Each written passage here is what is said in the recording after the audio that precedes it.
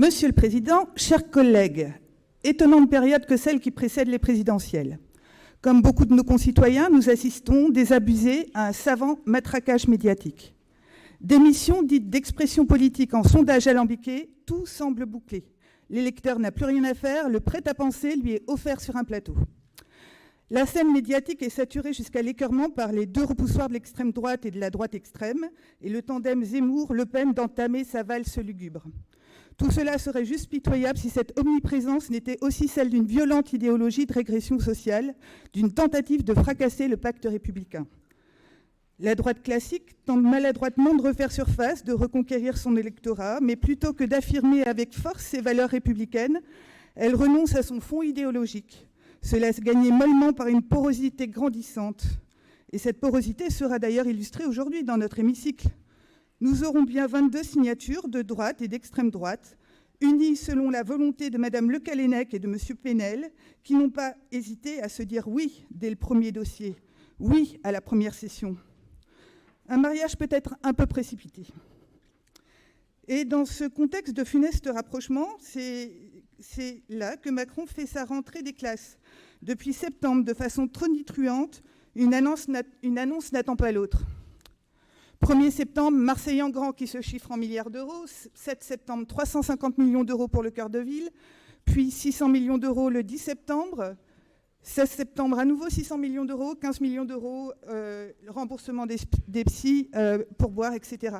Alors bien sûr, nous nous réjouissons du soutien de l'État à des problématiques sur lesquelles nous alertons depuis déjà un moment. Mais dans ce florilège d'annonces, rien sur la conditionnalité des aides publiques. La financiarisation de l'économie continue de favoriser des décisions de court terme. La libéralisation des mouvements de capitaux conduit au démantèlement de sites rentables. Les salariés de la fonderie de Bretagne, située dans le Morbihan, ont à coup sûr développé une analyse fine du sujet. N'oublions pas que Renault a touché des milliards d'aides publiques sans contrepartie. Renault a délocalisé l'activité à l'étranger et s'apprête à liquider la boîte tout en cultivant une opacité funeste sur d'éventuelles transactions, y compris dans le CSE d'hier, livrant la vie de ses salariés et de leurs familles à un avenir plus qu'incertain. Les Marseillais, quant à eux, apprécient légitimement les annonces faites dans leur ville. Mais n'oublions pas que les collectivités ont besoin d'accompagnement et d'engagement sur le long terme, soit exactement l'inverse de ce qui se fait depuis le début du quinquennat. Ces effets d'annonce ne font pas oublier le contrat de Cahors et le désengagement massif des deniers publics vers nos territoires. Voilà, et comme on n'arrête plus le président candidat, mardi, c'est 30 milliards d'euros qui ruissellent vers les entreprises. Pour la majorité de la population, ça reste compliqué. Notre sort est scellé, il faudra travailler plus. Et Macron avoue une difficulté de taille en s'exclamant « Je ne crois pas qu'on arrivera à réduire notre modèle social. Mais il faudra rendre les mêmes services avec beaucoup moins d'argent. » Alors toujours la même logique libérale et technophile qui préside à ce nouveau plan d'investissement. Pour l'économiste Jean Rivoire, je cite, « Le projet d'Emmanuel Macron n'est pas de répondre aux besoins sociaux et environnementaux, mais à ceux du capital, avec cette unique obsession, dégager de nouveaux profits à l'horizon 2030. Il n'y a rien sur les enjeux de sobriété, rien sur les services publics, rien sur les relocalisations. » Pour Greenpeace, je cite encore, « Toutes ces fausses solutions suivent une même logique, continuer à produire comme si les ressources de la planète étaient illimitées. Où sont les investissements pour le ferroviaire, les économies d'énergie, la rénovation des bâtiments, la reconversion des salariés dans les secteurs polluants ?» Alors ces milliards d'euros d'argent public vont financer l'investissement industriel. Pourquoi pas? Nous aussi, nous plaidons en faveur d'une réindustrialisation. Mais quid des contreparties en termes d'emploi, en termes de sociaux ou d'éco-conditionnalité? Ce n'est visiblement pas à l'ordre du jour. Alors dans cette grande confusion de scène nationale, nous, élus régionaux, abordons cette session avec sérénité, humilité et souci de servir l'intérêt général. Alors que l'immense majorité des familles populaires doit se serrer la ceinture, vit de plein fouet l'après-crise avec l'augmentation insensée des prix du logement, des denrées alimentaires, du tarif de l'énergie, nous allons penser nos politiques publiques comme compensatoires et protectrices dans l'immédiat et plus structurellement innovantes et anticipatrices pour nous garantir un avenir serein.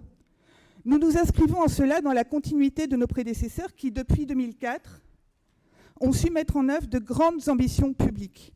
Et dans cette continuité, les valeurs de gauche, de fraternité, de solidarité sur l'ensemble du territoire régional impriment chacune de nos orientations politiques. Ainsi, le bordereau portant sur la tarification régionale unique et sociale pour les services de restauration et d'hébergement des lycées publics de Bretagne illustre cet engagement politique. Il répond aux attentes des familles les plus modestes, très fragilisées par une reprise où l'emploi et les salaires ne sont pas au rendez-vous, mais où la baisse des allocations chômage est-elle effective. Le baromètre de la pauvreté, paru début septembre, objective bien la fragilisation sociale croissante dans le pays. Les jeunes sont les premiers à basculer dans la pauvreté, les familles aux revenus modestes ensuite.